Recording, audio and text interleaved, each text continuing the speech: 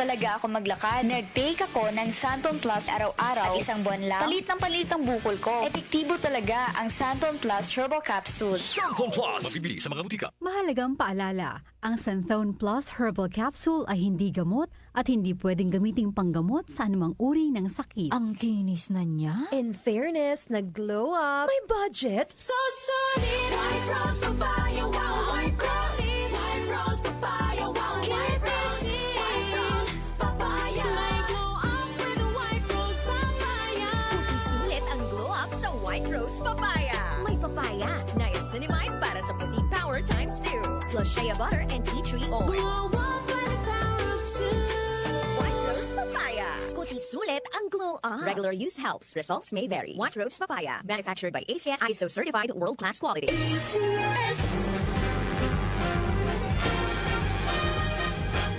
Ikaw ba'y matagal nang naghihirap sa iyong karamdaman?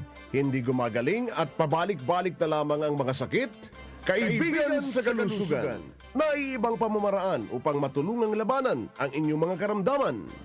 Kaibigan sa kalusugan, abangan Lunes hanggang Biyernes, alas 6 hanggang alas 7 ng gabi, dito lamang sa DWWW 774, your ultimate music radio. Para di madaling masira ang ngipin ng pamilya, ngayon pa lang, Unique toothpaste for brushing every after kumain. dahil ang unique toothpaste, may Max Protect formula. Ngipin ay Max Alaga, Max Protectado pa. Helps stop cavities even before they start, while keeping breath fresh with regular use. Unique toothpaste for brushing para siguraduhin ngipin ay Max Alaga, Max Protectado pa. Unique. Max Alaga, Max Protectado with unique toothpaste maximum fluoride protection. Manufactured by ACS Manufacturing. ISO certified world-class quality. ACS. Narito na ang 774 News Updates. News Updates.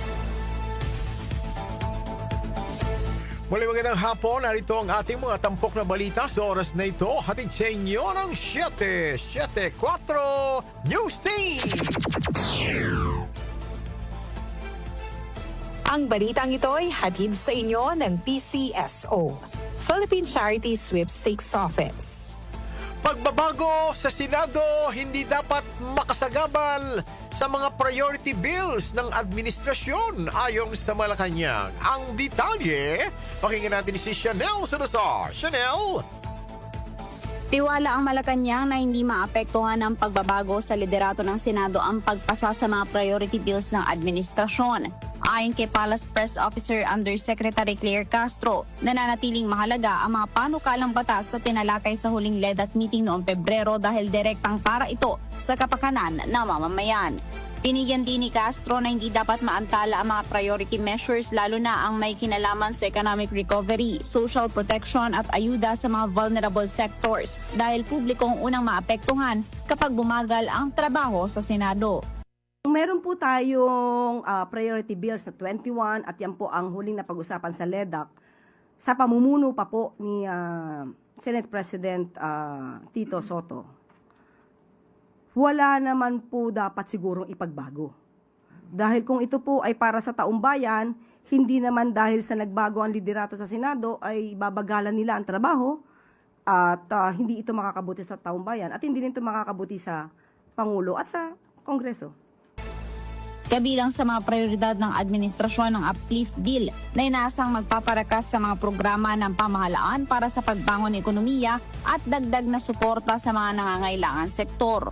Umaasa ang Malacanang na magtutuloy-tuloy ang pagtalakay at pagpasa sa mga priority bills sa Senado sa kabila ng naging pagbabago sa liderato nito. Ako si Chanel Salazar ng DWWW 774, your ultimate music radio. Maraming salamat sa iyo, Chanel Salazar. Ang balitang ito ay hatid sa inyo ng PCSO, Philippine Charity Sweepstakes Office. Sa ibang balita po naman, kinumpirma ng Philippine National Police spokesperson Brigadier General Rudolph Tuanyo na nabawi na ng PNP Criminal Investigation and Detection Group o CIDJ ang inisyong sabina laban kay Senator Ronald Bato de la Rosa.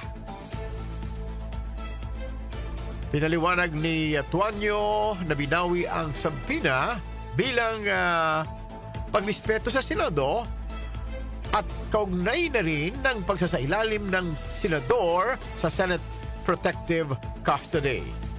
Iginit naman ito na sa kabila ng pagbawi ng sampina ay magpapatuloy pa rin ang investigasyon at kinukumpleto na ang dokumento kaugnay ng sa mga umano'y extrajudicial killings na kinasasangkutan ng senador. Dagdag pa nito na nakapagsettle na rin ang issue ng Senate Protective Order ay muling magsusumiti ang CIDJ para magpareceive ng bagong sampina laban sa senador. Yan ang ating tampok na balita sa oras na ito. I-like, i-share, mag-subscribe sa DWWW YouTube account para sa karagdagang balita. Ang DWWW 774 ay sabayang napapakinggan sa 107.9 DWHT FM Dagupan at napapanood sa DWHT Facebook page. Ako po naman ang inyong naging tagapagbalita, Larry Damian. Inyong napakinggan ang 774 News Update. News Updates.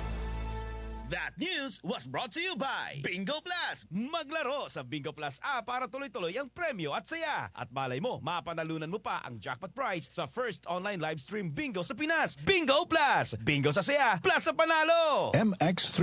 Dito ako believe. ACS Manufacturing Corporation. ISO Certified World-Class Quality. ACS. Nag-uugnay sa kahapon at ngayon, patuloy na sumasabay sa pagbabago ng panahon. Pinagkakatiwalaan sa balanseng pagbabalita, makabuluhang komentaryo, sariwang mga impormasyon at mga musikang bahagi ng buhay ng bawat henerasyon.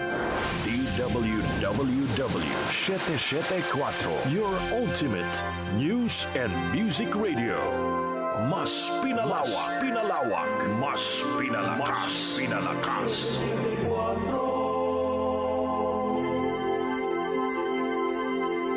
Ikaw, ako at ang awit, kasama si Larry Damian.